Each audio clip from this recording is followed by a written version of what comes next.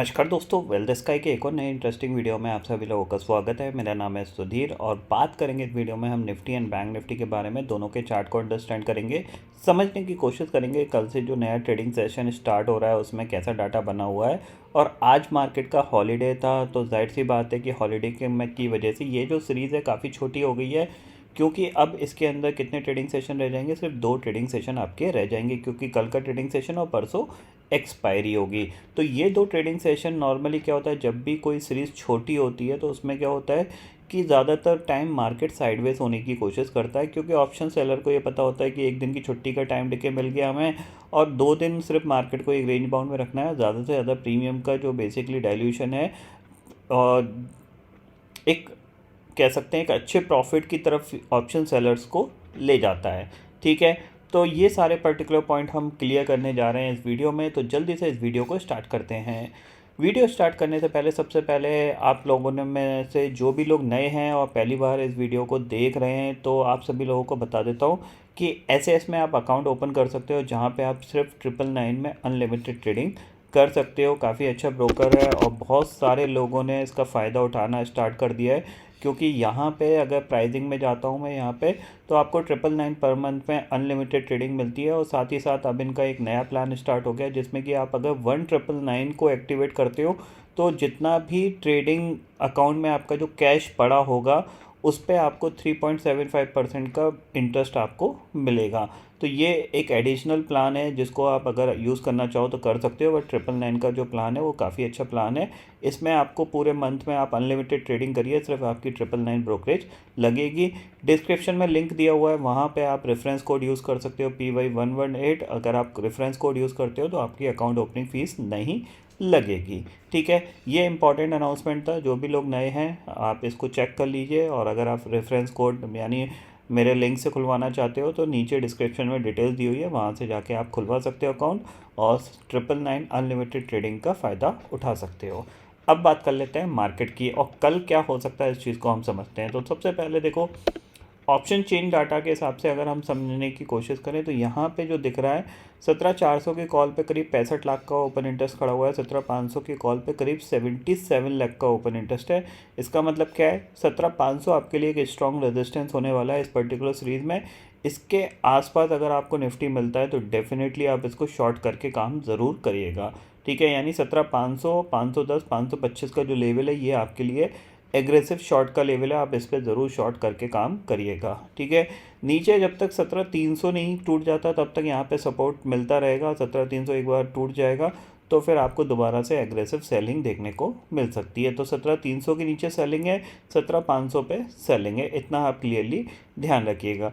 Buying का level भी आपके पास एक बार 17,300 का ही है। अगर 17,300 को ब्रेक नहीं करता है या फिर 17,300 के आसपास आता है तो आप एक स्टॉप लॉस डाल के 17,280 का एक बार बाय करके काम कर सकते हो।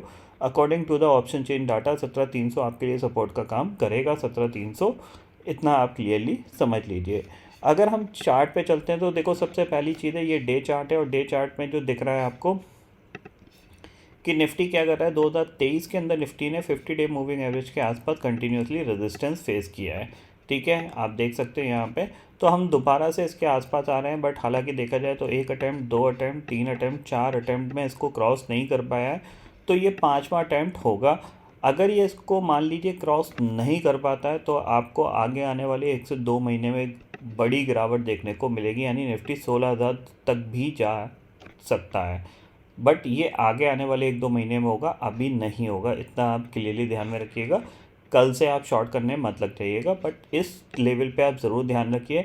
अगर मार्केट का जो ट्रेंड नेगेटिव है, जो इतने दिन से सस्टेन कर रहा है, उस ट्रेंड को चेंज होना है तो सबसे पहले उसका चेंजिंग इंडिकेशन यहीं से मिलेगा जब ये 50 डे मूविंग एवरेज के ऊपर क्लोज होगा। तो इसका मतलब क्या है कि 17,500 से लेकर 17,550 या फिर 17,600 आपके लिए एक स्ट्रॉन्ग रेजिस्टेंस जोन है। इतना आप क्लियरली समझ लीजिए। जब तक 17,600 के ऊपर निफ्टी क्लोज देना स्टार्ट नहीं करता तब तक हम ऊपर की तरफ एग्रेसिव बाइंग नहीं करेंगे, वहाँ पे शॉर्ट साइड के सेटअप को ढूंढने की कोशिश करेंगे। इतना समझ में आ गया। कल के ट्रेडिंग सेशन के लिए अगर हम समझने की कोशिश करें तो निफ्टी में हमारे पास क्या व्यू होना चाहिए। देखो, सिंपल सी चीज़ है, आप गैप अप खोले, गैप अप खुलने के साथ आप इमीडिएटली प्रॉफिट बुकिंग का शिकार हुए, नीचे आए, फिर थोड़ी सी रिकवरी देखने को मिली है। तो यही आपके पास एक रेजिस्टेंस है, ठीक है, ये पर्टिकुलर एरिया आपके पास रेजिस्टेंस है, ठीक है, और नीचे आपके पास कहीं ये सपोर्ट है 17,300। तो अगर आप हायर साइड पे खुलते हो 17,480 या फिर 450 के आसपास खुलते हो तो वहाँ पे आपको सेलिंग सेटअप ढूंढना है। यहाँ पे आप वहाँ पे जो भी सेलिंग सेटअप मिलता है तो आप वहाँ पे एक बार शॉर्ट करके काम कर सकते हो, इतना आप क्लियरली समझ लीजिए। और अगर आप आज कल के लो के नीचे ट्रेड करना स्टार्ट किए, 17,300 के नीचे ट्रेड करना स्टार्ट किए, तो आप सेल करके काम कर सकते हो। पहला टारगेट आपके पास है 17,234 का, दूसरा टारगेट आपके पास है सीधे सीधे 17,125 का, ठीक है। ये हो सकता है नेक्स्ट सीरीज़ में आपको देखने को मिल सकते हैं, बट ऊपर के लेवल पे आपके पास जो रेजिस्टेंस है वो 17,450 से लेके 17,600 तक, ये 150 पॉइंट की जो जोन है ये काफ़ी ज़्यादा इंपॉर्टेंट जोन होगा, क्योंकि इसके बीच में मार्केट बहुत ही ज़्यादा रो के ऊपर जाने वाला है। तो इतना आप क्लियरली समझ लीजिए, ठीक है। बैंक निफ्टी की बात कर लेते हैं। तो बैंक निफ्टी में देखो 50 डे मूविंग एवरेज के आसपास कहीं ये रेजिस्टेंस फेस कर रहा है।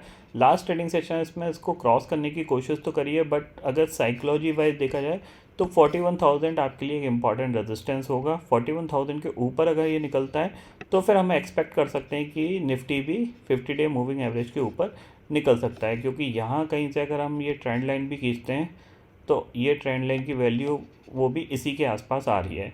तो मल्टीपल रेजिस्टेंस है यहाँ पे, एक तो साइकोलॉजिकल रेजिस्टेंस 41,000 का, दूसरा आपका ट्रेंड लाइन रेजिस्टेंस है, तीसरा ऑलमोस्ट 50 डे मूविंग एवरेज इसी के आसपास घूम रहा है। तो ये सारे रेजिस्टेंस एक इम्पॉर्टेंट रेजिस्टेंस है, इन पर आप ज़रूर ध्यान रखिएगा, ठीक है। अगर हम यहाँ पे 15 मिनट टाइम फ्रेम में चलते हैं तो देखो सिंपल सी चीज़ वही है कि अगर आप 41,000 के आसपास, क्योंकि ये गैप है, आप देख रहे हो ये पूरा एक गैप है, ठीक है, ये पूरा एक गैप है। तो अगर ये किसी भी रीज़न से गैप को गैप अप में ही फिल करता है, मान लीजिए ये सीधा सीधा अभी यहाँ से और 200-250 पॉइंट गैप अप खुल जाता है, तो फिर आपको बहुत ही जल्दी यहाँ पे सेलिंग देखने को मिलेगी। अदरवाइज ये धीरे धीरे धीरे धीरे ऊपर जाने की कोशिश कर सकता है, इतना आप क्लियरली समझ लीजिए। यहाँ पे कोई बड़ा मोमेंटम होगा इसके चांसेस थोड़े से कम है ऊपर की तरफ, जिस तरीके से ये यहाँ से जा रहा है ना, तो ऐसे ये धीरे धीरे धीरे ही ऊपर जाएगा। और फिर आपके पास जो गैप का रेजिस्टेंस है वो 41,200 है, तो 41,150 से लेकर 200 का जो जोन होगा वो आपके लिए स्ट्रॉन्ग रेजिस्टेंस का जोन होगा, ठीक है। नीचे की तरफ अगर आप सेलिंग प्लान कर रहे हो तो आपको 40,500 टूटने का वेट करना है। जब तक 40,500 नहीं टूटता तब तक आप पॉजिटिव हो, पॉजिटिव की साइड ही आप यहाँ पे बिहेव कर सकते हैं। यानी यहाँ से क्या है, मार्केट धीरे धीरे ऊपर जाने की कोशिश करेगा। कोई बड़ा गैप अप मिल जाता है 41,150 200 का, वहाँ पे आप सेलिंग प्लान कर सकते हो। नीचे जब तक 40,500 के ऊपर है तब तक आप थोड़ा बहुत पॉजिटिव ही कामकाज करोगे, इतना आप क्लियरली समझ लीजिए। एक बार 40,500 के नीचे गए तो फिर आपके पास 40,000 नेक्स्ट टारगेट होगा, इतना आप क्लियरली ध्यान में रखिएगा, ठीक है। ग्लोबल मार्केट की सिचुएशन देख लेते हैं। तो यहाँ पे इंडेक्सेस फ्यूचर्स में जाते हैं तो यहाँ पे देखने को मिलेगा कि डाउ फ्यूचर स्टिल 37 पॉइंट ऊपर है, नैस्डैक फ्यूचर करीब 53 पॉइंट ऊपर है। अगर डाउ में देखा जाए तो कंटिन्यूसली एक स्ट्रॉन्ग मोमेंटम बना हुआ है, क्योंकि आप देख सकते हो यहाँ से वन वे ऑलमोस्ट इस स्विंग के हाई को भी इसने निकाल दिया जहाँ से ये गिरा था।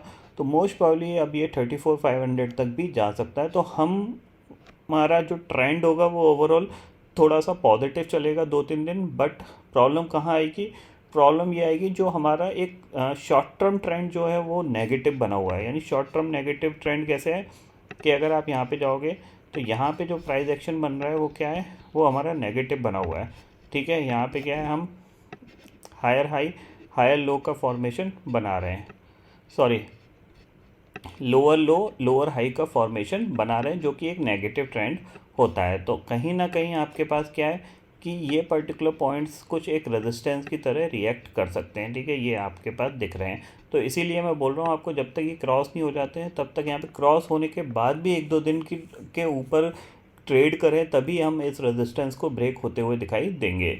तो लोअर लो लोअर हाई का फॉर्मेशन जो होता है वो नेगेटिव पैटर्न बनाता है, और नेगेटिव ट्रेंड में क्या होता है, जब भी मार्केट नीचे आएगा तेज़ी से आएगा, ऊपर जाएगा तो वो बहुत धीरे धीरे जाएगा, इतना आप क्लियरली समझ लीजिए। जब हायर हाई हायर लो का फॉर्मेशन बनता है तो मार्केट तेज़ी से ऊपर जाता है, नीचे धीरे धीरे आता है। तो ये फ़र्क होता है जब आपका नेगेटिव ट्रेंड होता है। यानी नेगेटिव ट्रेंड में क्या है, आप सेलिंग की साइड पे थोड़ा ज़्यादा देर तक होल्ड करो अपनी पोजीशन, और पॉजिटिव साइड पे थोड़ा सा कम होल्ड करो, इतना सिर्फ फ़र्क रहता है, उसी में ही आपकी जो प्रॉफिटेबिलिटी है वो चेंज होती हुई दिखाई देगी आपको। ठीक है, तो आई होप दोस्तों ये पर्टिकुलर डाटा आपको समझ में आ गया होगा। दोस्तों फिलहाल इस वीडियो में इतना ही है। आई होप ये वीडियो आपको पसंद आएगा। वीडियो पसंद आता तो लाइक और शेयर ज़रूर करिएगा और चैनल को जो सब्सक्राइब कर लीजिए, क्योंकि मैं सुधीर लेके आता रहूँगा हर दिन आपके लिए नए नए वीडियो। इसी के साथ शुक्रिया दोस्तों, जय हिंद।